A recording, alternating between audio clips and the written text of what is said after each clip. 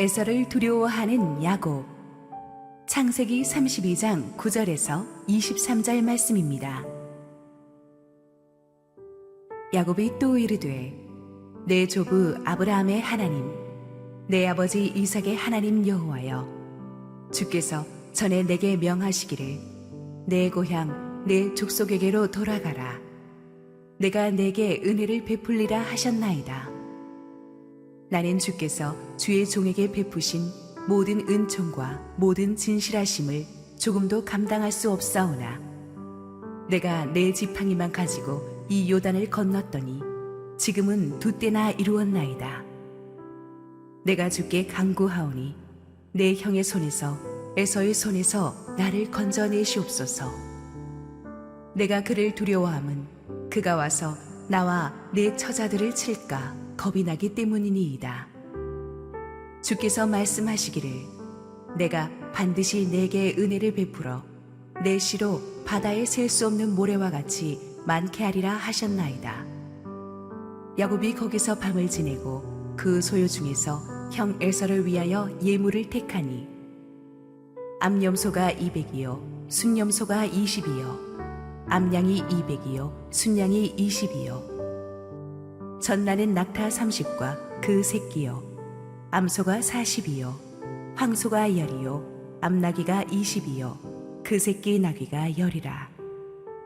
그것을 각각 때로 나누어 종들의 손에 맡기고 그의 종에게 이르되 나보다 앞서 건너가서 각대로 거리를 두게 하라 하고 그가 또 앞선 자에게 명령하여 이르되 내 형 에서가 너를 만나 묻기를 내가 누구의 사람이며 어디로 가느냐? 내 앞의 것은 누구의 것이냐 하거든. 대답하기를 주의 종 야곱의 것이요 자기 주 에서에게로 보내는 예물이오며 야곱도 우리 뒤에 있나이다 하라 하고 그 둘째와 셋째와 각대를 따라가는 자에게 명령하여 이르되 너희도 에서를 만나거든 곧 이같이 그에게 말하고 또 너희는 말하기를 주의 종 야곱이 우리 뒤에 있다 하라 하니 이는 야곱이 말하기를 내가 내 앞에 보내는 예물로 형의 감정을 푼 후에 대면하면 형이 혹시 나를 받아주리라 함이었더라. 그 예물은 그의 앞서 보내고 그는 무리 가운데서 밤을 지내다가 밤에 일어나 두 아내와 두 여종과 11아들을 인도하여 야복나루를 건널세 그들을 인도하여 시내를 건너가게 하며 그의 소유도 건너가게 하고. 할렐루야. 우리 하나님께 감사와 영광의 박수 올려드리겠습니다. 우리 축복된 특세 다섯째 날에 오신 여러분 모두를 환영합니다. 실시간 온라인 생방송으로 함께하고 계시는 우리 국내외 성도님들에게도 하나님의 크신 축복이 이 시간 넘치도록 임하기를 축원합니다. 1727년도에 독일의 헤른후트라는 이 작은 마을에서 진젠더프 공작이라는 분을 중심으로 해서 모라비안 성도들이 작은 기도 운동을 시작했습니다. 2주일 동안에 전혀 체험하지 못했던 성령의 강력한 기름 부으심이 있었고 24명의 남자들과 우리 24명의 여자들이 매시간 교대로 중보 기도에 임하기로 헌신했습니다. 그들은 레위기 6장 13절 말씀처럼 단 위에서 기도와 예배의 불이 꺼지지 않게 되기를 헌신했는데 시작하는 사람들도 이 기도와 예배의 불이 얼마나 오래 갈지 몰랐어요. 그런데 얼마나 갔냐면 100년을 갔습니다. 이 조그마한 마을에서 시작된 이 100년의 기도 운동을 통해서 유럽 전역으로 부흥의 불길이 번져갔고 초기에 개신교 선교사들이 그때 거기서 많이 나왔습니다. 웨슬리의 부흥운동을 비롯한 수많은 유럽과 북미 대륙을 그 뒤 수백 년 동안 뒤흔든 영적 대각성 운동에 감동을 준 것이 바로 그 작은 헤르누트 마을의 기도 모임이었던 거예요. 기도는 작게 시작하지만 엄청난 파장을 불러일으키는 것입니다. 세계 복음화의 날, 주님이 다시 오시는 그날이 이제 가까웠습니다. 역사의 시계바퀴가 이제 거의 수레바퀴가 이제 거의 자정을 가리키고 있습니다. 전 세계에 기도하는 사람들은 이제 주님 오실 날이 정말 가까웠음을 느끼고 있죠. 오랫동안 기다려왔던 신랑과의 그 첫날 밤을 눈앞에 둔 신부처럼 우리는 주님을 다시 만날 생각에 흥분에 뛰고 있습니다. 그렇기 때문에 세상이 아무리 힘들어져도 기도하는 하나님의 사람들은 절망하지 않습니다. 이 혼란스러움과 슬픔과 폭력과 이런 어둠의 역사를 뚫고 혜성처럼 달려오시는 주님의 발소리를 우리는 기도 속에서 느끼기 때문이죠. 우리는 기도로서 이 험한 세상 속에서도 하늘의 능력을 다운로드 받고 사는 사람인 줄을 믿습니다. 기도할 수 있다는 것은 이 세상 최고의 축복입니다. 여러분이 보니까 밤 늦게까지 일하시고 퇴근하시면서도 또 새벽에 일어나서 이 기도의 자리로 달려오시는 성도들이 많습니다. 어디서 그런 힘이 날까? 하나님께서 새 힘을 주실 줄 믿습니다. 우리 함께 기도하시고 또 말씀 보겠습니다. 사랑하는 아버지, 은혜를 감사합니다. 오늘도 하나님께서 부어주실 은혜의 말씀을 기대합니다. 부족한 종은 그저 그 말씀의 통로로 사용하시고 하나님 홀로 영광받아 주시옵소서. 예수님 이름으로 기도했습니다. 아멘.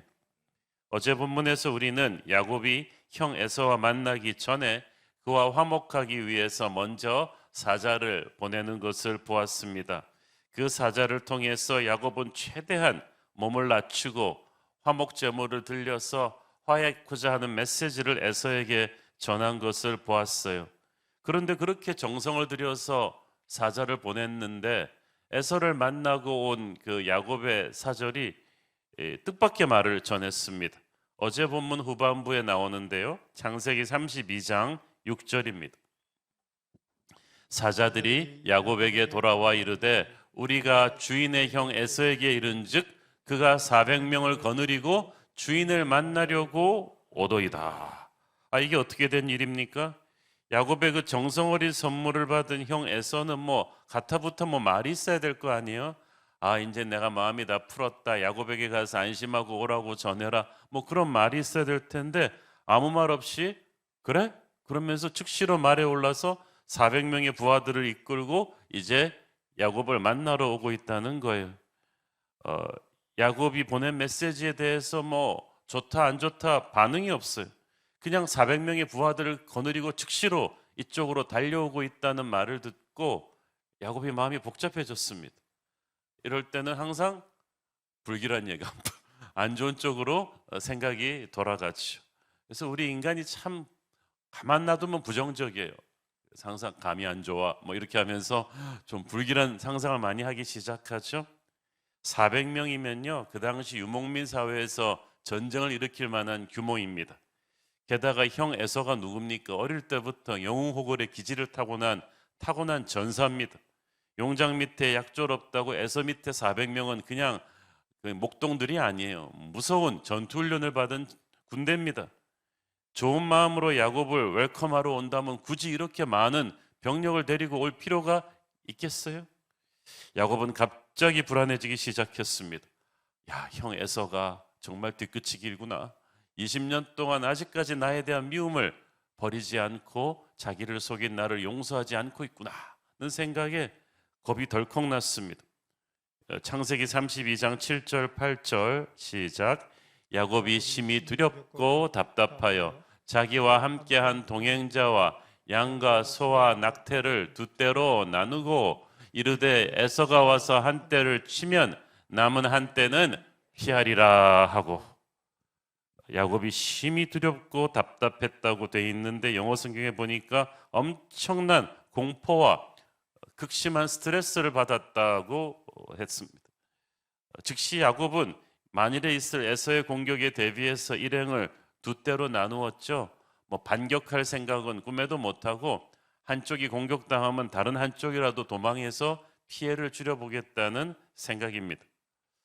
어제까지만 해도 하나님의 군대 마하나임을 본 그 환상이 은혜에 취해 있던 야곱이 또 현실이 이렇게 냉엄하게 닥치니까 뜻밖의 또 당황해서 허둥지둥하기 시작합니다. 그래서 자기의 인간적인 방법으로 이리 뛰고 저리 뛰면서 어떻게든 이 데미지를 줄여보려고 막 몸부림치죠. 이게 야곱의 모습인데 우리 모습이기도 합니다.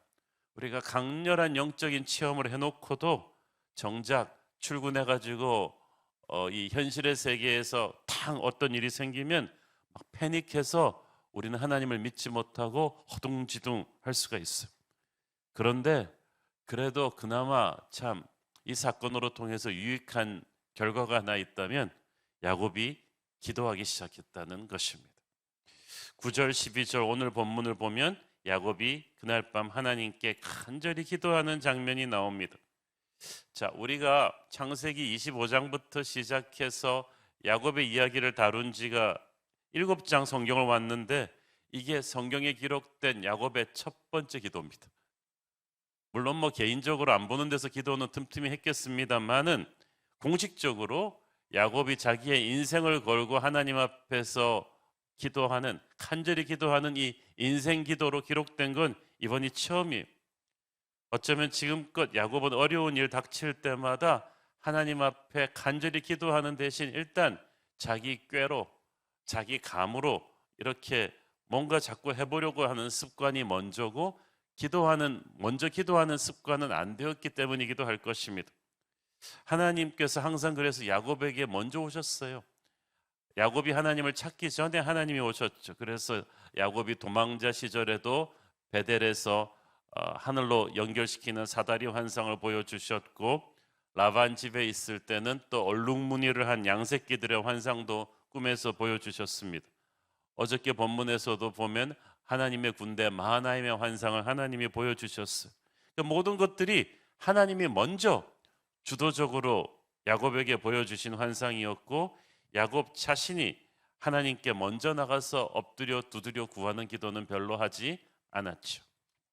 우리 자녀들 유학 보내보신 분들, 멀리 떨어져 보신 분들은 항상 부모 마음에는 그런 섭섭함이 있는 것 같아요. 저희 부부도 아이들이 미국에 있으니까 항상 좀 가끔씩 그런 얘기를 합니다. 우리 애들은 우리한테 전화를 잘 안 하고 항상 부모가 전화를 많이 하죠. 압도적으로 많으시죠. 부모가 한 10번 전화하면 애들은 한두 번 전화할까 말까. 근데 그게 하나님 아버지와 우리와의 관계이기도 한 것 같아요. 우리가 아무리 기도를 한다고 해도 하나님이 우리에게 다가와서 말씀하시는 그 횟수와는 비교할 바가 못 되죠. 어려운 일을 당해야지 이렇게 득세도 하고 그러지 않습니까? 하지만 지금은 달라요. 야곱이 먼저 하나님 앞에 가서 기도합니다. 20년 동안 삼촌 라반에게 그 착취를 당하면서도 야곱이 이렇게 공식적으로 절박하게 인생 기도한 적은 없었어요. 그런데 야곱에게 있어서 라반은 그래도 자기 힘으로 죽을 둥 살 둥 해볼 만한 상대였지만 에서는 아니에요. 에서는 이제 자기 힘으로 안 되는 태산 같은 존재였습니다. 에서의 이름만 떠올려도 야곱은 두렵고 떨렸습니다. 그래서 에서와 화해하기 위해서 인간적인 방법으로 뭐 재물도 보내고 다 그래봤지만 이게 소용이 없어요. 이제 기도할 수밖에 없는 거예요. 우리가 보니까 우리가 언제 인생 기도를 하느냐? 에서를 만났을 때 인생 기도합니다. 라반 정도 가지고는 인생 기도하지 않는 것 같아요. 기도를 하긴 해도 그냥 사이드로 적당히 일단은 내 힘으로 다 해보고 사이드로 백업 플랜으로 기도를 하는데 에서는 아니에요. 에서는 이제는 완전히 내 힘으로 절대 안 된다는 걸 깨닫고 목숨을 건 올인하는 기도를 할 수밖에 없습니다. 그런데 하나님께서 이 단계까지 내려오기를 기다리고 계셨어요. 사실 야곱이 몰랐던 것은 이 화해와 용서의 첫 번째 단계는 기도라는 사실이었죠. 이 엄청난 문제를 해결하기 위해서 야곱이 처음부터 생사를 건 기도를 했어야만 했습니다. 그러니까 마하나임의 환상을 본 뒤에 야곱은 종들한테 재물을 잔뜩 들려서 에서에게 화해의 메시지를 전하기 전에 일단은 자기가 하나님 앞에서 심각하게 기도했어야만 했습니다. 그렇게 기도했다면 에서가 어떻게 반응하든 야곱이 지금처럼 패닉하지는 않았겠죠. 그래서 우리가 항상 일 터지고 나서 기도하지 말고 기도하고 나서 일하는 습관을 길러야 돼요. 우리가 기도하면 하나님께서 움직이십니다. 우리가 고민만 하고 있으면 불안하고 답답합니다. 그러나 기도해 놓고 고민하면 평안함과 담대함이 오죠. 여러분이 우리가 일하지 말라는 게 아니에요. 그렇지만 기도를 충분하게 해놓고 그 다음부터 고민하고 일을 해야 돼요. 특별히 인간관계의 갈등을 풀 때 우리가 자꾸 인간적인 걱정과 부정적인 상상으로 편법을 사용하기 시작하면 일이 되는 게 아니라 더 꼬이기가 쉽습니다. 인간의 감정과 생각이 보니까 항상 기도보다 앞서가면은 일이 잘 안 되더라고요. 우리가 그래서 기도는 그 어떤 일보다도 먼저 해야 되고요. 나의 감과 부정적인 상상보다 훨씬 중요한 게 기도예요. 절실하게 가장 먼저 하는 것입니다. 그러면 하나님께서 정지 작업을 하십니다. 어쨌든 늦었지만 야곱은 기도하기 시작합니다. 두려움 속에서 정말 절박하게 기도하는데 9절 12절에 나오는 이 기도 내용을 보면 야곱의 지금 영적 상태가 그대로 나옵니다. 얼마나 두려워하고 있는지, 얼마나 믿음이 아직도 미성숙하고 거친지 알 수가 있어요. 9절 읽습니다. 야곱이 또 이르되 내 조부 하나님 아브라함의 하나님 내 아버지 이삭의 하나님 여호와여 주께서 전에 내게 명하시기를 내 고향 네 족속에게로 돌아가라 내가 네게 은혜를 베풀리라 하셨나이다. 야곱은 할아버지 아브라함까지 이제 막 들먹입니다. 다급한 거예요. 왜냐하면 야곱은 아직 자기 하나님에 대한 자신보다는 하나님께서 할아버지 아브라함과 아버지 이삭을 얼마나 사랑하시고 축복하셨는 것에 대한 확신이 더 커요. 그러니까 아버지 등에 할아버지 등에 좀 업혀가겠다는 거죠. 좋은 믿음의 혈통에 기대어 이 위기를 좀 타개해 보려는 것입니다. 가만 보니까 야곱이 자기 하나님이 없어요. 이때까지만 해도 하나님께서 일방적으로 야곱에게 먼저 오시고 돌보셨지 야곱이 먼저 하나님을 찾는 법이 없어요. 그러니까 나의 하나님이라는 말을 자연스럽게 하지 못하잖아요. 다윗이 내 아버지 이새의 하나님이요 이렇게 하지 않잖아요. 그냥 다윗은 항상 바로 나의 하나님인데 야곱은 아직 그게 몸에 배질 않았어. 내 할아버지의 하나님, 아빠 찬스 쓰겠다는 거죠. 내 아버지의 하나님. 우리 보통 세상에서도 아빠 찬스 쓰는 사람들이 좀 없어 보이는데 영적인 세계에서도 자기 하나님에 대한 확신이 없고 그냥 할아버지, 아버지의 하나님 이렇게 부르면서 나오면 참 그렇잖아요. 그렇지만 야곱은 그렇게나마 이제 기도를 본격적으로 시작을 합니다. 10절 읽습니다. 나는 주께서 주의 종에게 베푸신 모든 은총과 모든 진실하심을 조금도 감당할 수 없사오나 내가 이 지팡이만 가지고 이 요단을 건넜더니 지금은 두 때나 이루었나이다. 그래도 야곱이 그거는 있어요. 지금까지 자기가 이룬 것이 100% 하나님의 은혜였다는 것을. 지팡이만 가지고 요단강 건너갔던 20년 전의 도망자를 하나님이 이렇게 큰 재물을 이루고 큰 가족을 이루게 하셨던 거예요. 사람은 자기가 경험한 한계 속에서 하나님을 이해하거든요. 여러분의 과거를 돌이켜보면서 정말 빈손으로 시작했던 인생에서 이렇게 하나님이 축복하신 걸 보면서 하나님 살아계심을 여러분 느끼기를 바랍니다. 그 확신이 여러분의 미래에 대해서 불안해하지 않는 그 믿음을 줄 것입니다. 11절 읽습니다. 내가 주께 간구하오니 내 형의 손에서 에서의 손에서 나를 건져내옵소서. 내가 그를 두려워함은 그가 와서 나와 내 처자들을 칠까 겁이 나기 때문이니이다. 아직까지 형 에서의 진위가 무엇인지 정확하게 파악되진 않았지만 야곱은 형이 칼 들고 자신을 공격하러 온다고 믿고 있는 것 같습니다. 두려움에 사로잡히면 부정적인 믿음이 생깁니다. 반드시 나는 망할 거라는 그런 믿음을 갖고 시작합니다. 그리고 부정적인 믿음에 아멘하는 사람들이 너무 많아요. 스스로 아멘 해버린 거예요. 그러면 최악의 상황을 상상하죠. 이제 형이 칼 들고 나 잡으러 오는구나. 하나님 살려주십시오. 그러니까 참 이게 아이러니해요. 지금까지 인도하신 하나님의 은혜는 감사하면서도 앞으로 에서라는 힘든 미래와의 그 대면을 앞두고는 다시 불안해합니다. 그건 마치 지금까지는 하나님이 나를 돌보셨는데 앞으로는 날 버릴 거라는 그런 생각을 하는 것입니까? 그렇지만 후에 알게 되지만 이미 하나님께서는 에서의 마음에 역사하고 계셨습니다. 야곱이 보낸 예물 때문이 아니라 하나님의 역사가 이미 애굽에서의 마음속에 있었던 거예요. 그러므로 야곱이 상상하는 최악의 상황은 결코 일어나지 않습니다. 여러분이 상상하는 최악의 일 일어나지 않습니다. 여러분이 예수 안에 있기만 하다면. 예수 안에 있는 나에게 결코 정죄함이 없다고 했어요. 우리는 그 사실을 믿고 기도해야 됩니다.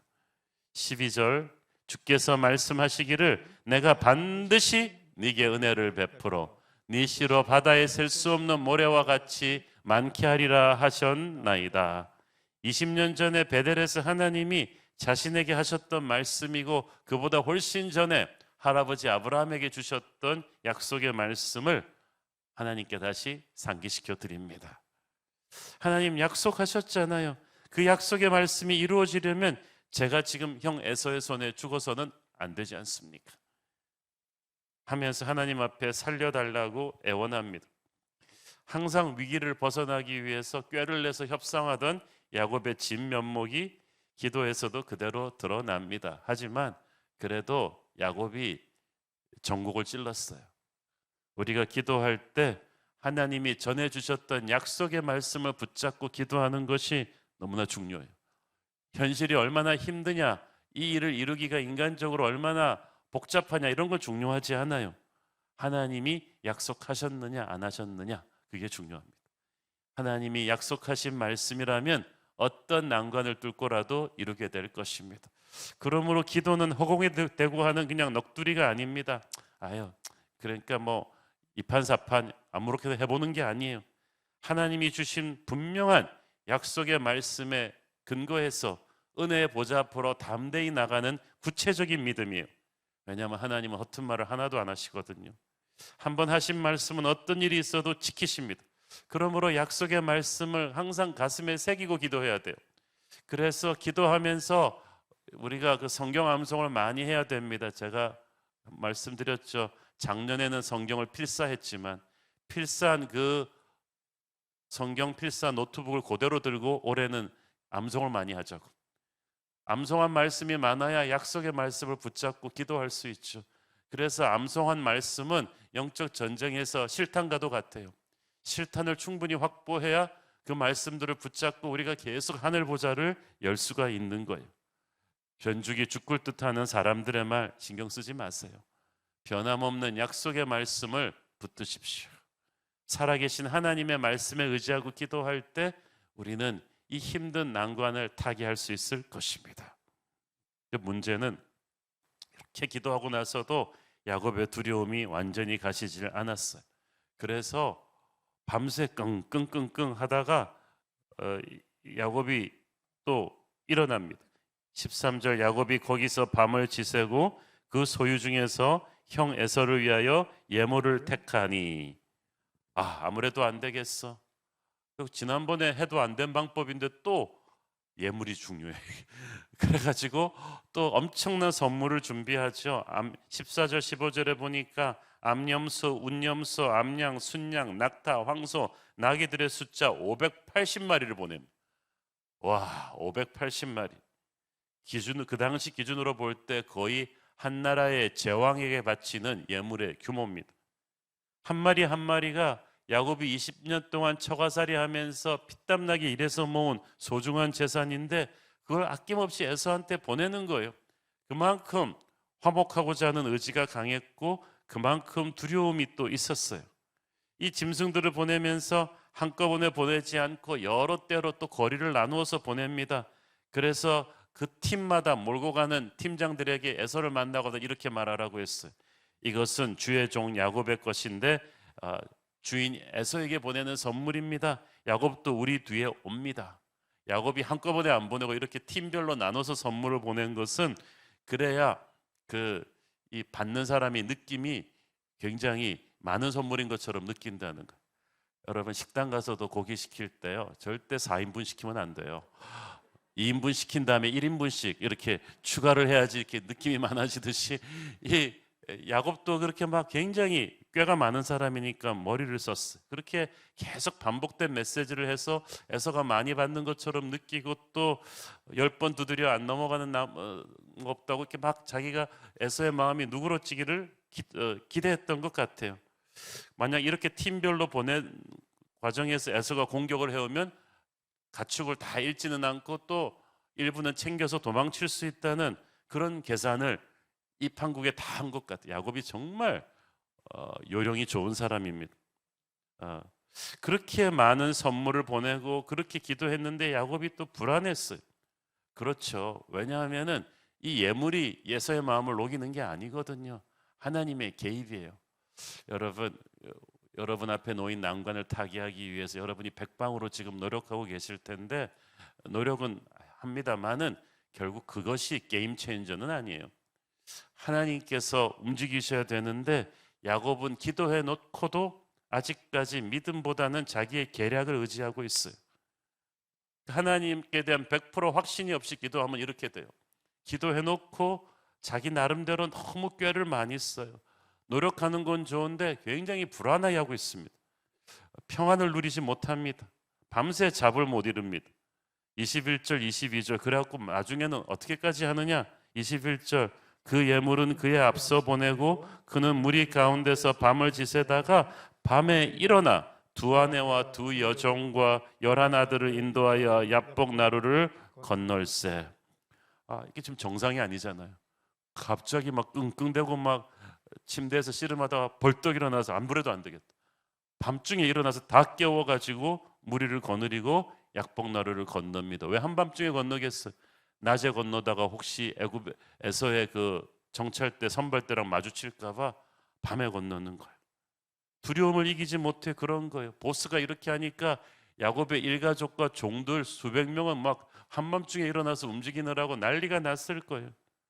불안하고 두려운 리더는 이렇게 굉장히 힘든 모습을 보이죠. 밤에 도망가고 밤에 이동하는 인생을 삽니다. 하나님은 이미 야곱을 눈동자처럼 보호하고 계셨는데 야곱이 이걸 믿지 못한 게 문제죠. 그래서 스스로를 두려움의 감옥에 가둬버린 거예요. 하나님께서 이 난리통 치는 걸 보면서 그 생각을 하셨을 것 같아요. 생쇼를 하는구나. 내가 이렇게 함께하고 있는데 그냥 불안하고 한밤중에 다 깨워가지고 움직이는, 또 그런 불안해하는 리더 밑에 있는 가족은 뭔 고생입니까? 여러분, 야곱의 모습을 보면 안타깝습니다. 그는 남들이 보지 못하는 하나님의 군대 마하나임의 환상을 본 사람이에요. 하나님께서 일이 터지기 전에 담대하라고 그에게 주신 환상이에요. 야곱아, 내가 너와 함께한다. 에서를 두려워하지 마라. 에서의 군대보다 많은 하나님의 천사가 너를 지킨다. 어떤 일이 일어나도 두려워하지 말고 침착하고 의연하게 너의 백성들을 이끌어라. 이런 메시지로 마하나임의 환상을 보여주셨는데, 하나님도 맥이 빠지실 것 같아요. 그 환상 보여주셨는데 그 다음날 하는 행동을 보면은 환상 안 본 사람처럼. 우리도 그렇지 않습니까? 그 기도하면서 은혜 받아놓고 돌아가서 출근해서 직장에서 하는 거 보면 은혜 안 받은 사람처럼, 하나님 못 본 사람처럼 행동해요. 형 에서가 400명 데리고 온다는 말을 듣고 두려움에 사로잡혔습니다. 현실의 문제에 부딪혀서 허둥지둥하는 야곱의 모습, 하나님의 은혜, 마하나임의 은혜를 망각하고 낭비해버린 셈이 되었습니다. 불신앙이란 그런 것 같아요. 영적 기억상실증이에요. 은혜를 망각하는 거죠. 아직 옛사람이 너무 살았으니까 기도가 깊이가 없어요. 기도의 깊이를 어떻게 하냐 하면은 기도하고 나서 그 사람 하는 걸 보면 알 수 있어요. 기도하고 나서도 그냥 허둥지둥하고 있으면 그 기도 제대로 안 한 겁니다. 더 엎드리셔야죠. 영적인 체험을 했으면 삶에 적용을 해야 돼요. 기도의 뿌리가 깊어져야 됩니다.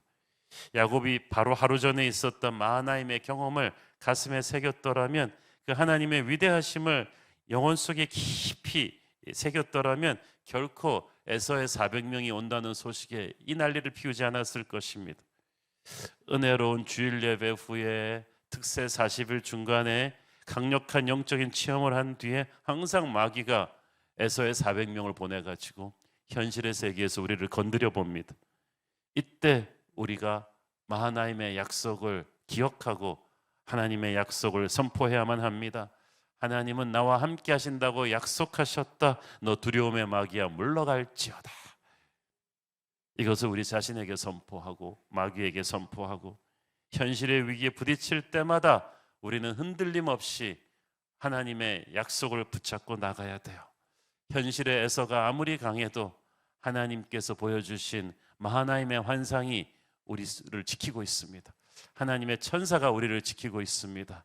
기도하고 가서 허둥지둥하지 말고 기도하고 가서 담대하게 행동하기를 축원합니다. 기도하겠습니다. 하나님, 그 큰 은혜를 받아놓고 그렇게 열심히 기도해 놓고도 정작 현실의 세계로 돌아가서는 다시 두려움에 사로잡혀 호둥대는 야곱의 모습, 그 모습이 우리의 모습인 것을 봅니다. 하나님, 이 시간에 우리가 기도하고 나서 흔들리지 않고 담대할 수 있게 하여 주옵소서. 예수님 이름으로 기도했습니다. 아멘.